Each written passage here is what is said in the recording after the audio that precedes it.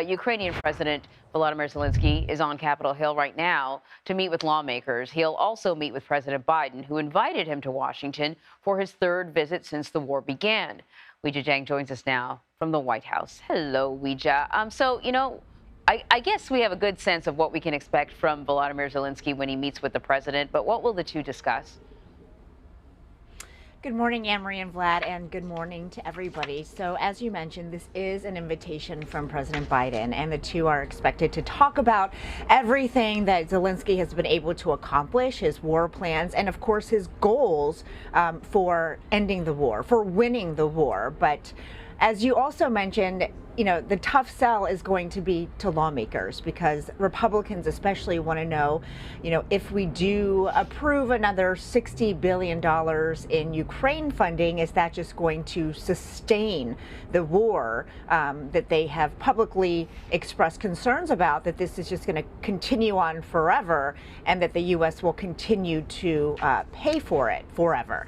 And so he does face a tough audience today. The situation is very different from the last couple times that he visited Washington. And that's because, you look at a calendar and you see time is running out to approve this aid by the end of the year. So this is really a last minute make or break moment for the administration as they try to intensify pressure on lawmakers, trying to, present a personal plea before them to try to get the negotiations moving.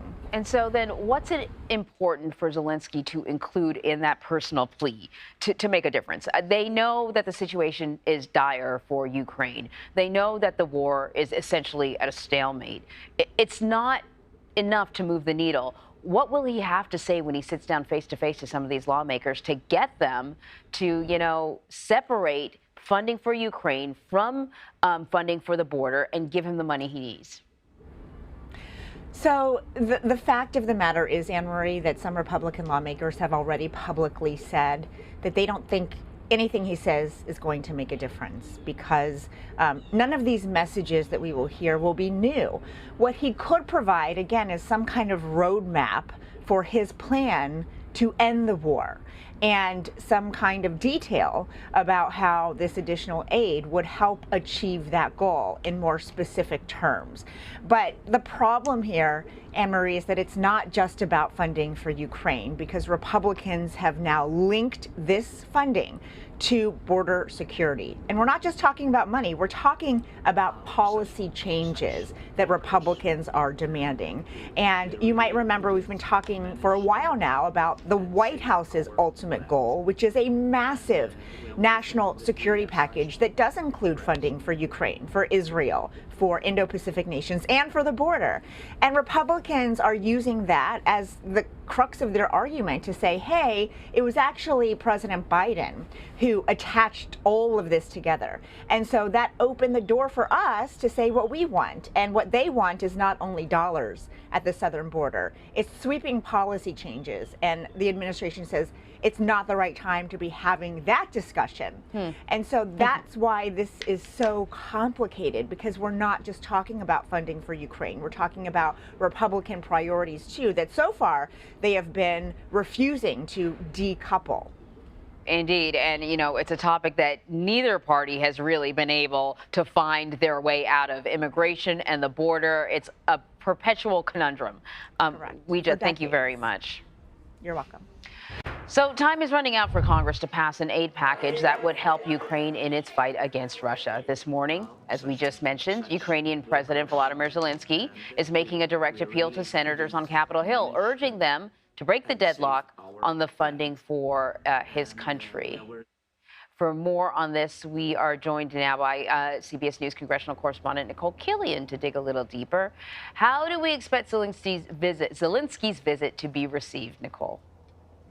Well, I think it's notable, Anne-Marie, that the president will be addressing all senators, but not all members of the House, which was the case the last time that he visited Capitol Hill. He will be meeting separately with Speaker Johnson as well as Leader Jeffries. But you'll recall past visits that the president has made on some occasions, and this was in the previous Congress, he has addressed Congress jointly. So we are not seeing that go round. That being said, we certainly know on the Senate side that many leaders are in support of additional assistance to Ukraine, although some Senate Republicans do want to condition that on border security. That is more the sentiment in the House. And just last night, Speaker Mike Johnson reiterated that he does not think it's unreasonable that America's border is addressed first before dealing with Ukraine. He also says that he wants more clarity from the White House on the issue of Ukraine and the path forward. So I imagine those could be some of the things discussed with the leader today. You know that he is going to be wanting to meet with, I guess, key lawmakers, the lawmakers who he feels can have an influence over the rest of sort of the caucus members. The last time he was here, he met with Speaker Kevin McCarthy. They had a great conversation. 2 weeks later, Kevin McCarthy was out. And so whatever they might have agreed on didn't go anywhere. So who else is he expected to meet with this morning? Well, as I laid out, President Zelenskyy will be meeting with all senators. He will be briefing all senators. That will take place and should be taking place at this hour. And then he will meet on the House side with Speaker Johnson and Leader Jeffries. But as I mentioned, unclear if he will meet with additional House lawmakers, and certainly not addressing House lawmakers as a whole, which is a notable difference. Let me ask you about some other business that the House is going to be looking into. House Republicans are gearing up to vote to formalize their impeachment inquiry of President Biden. It seems like the inquiry in some way, shape, or form has been going on for a while, but now it's going to be formalized. Can you just explain what this vote is all about and how soon it could happen? Well, obviously we know that House Republicans launched this impeachment inquiry actually under the former Speaker Kevin McCarthy, but they never held an official vote in the House to formalize things, which is something that is significant. It kind of marks that formal step.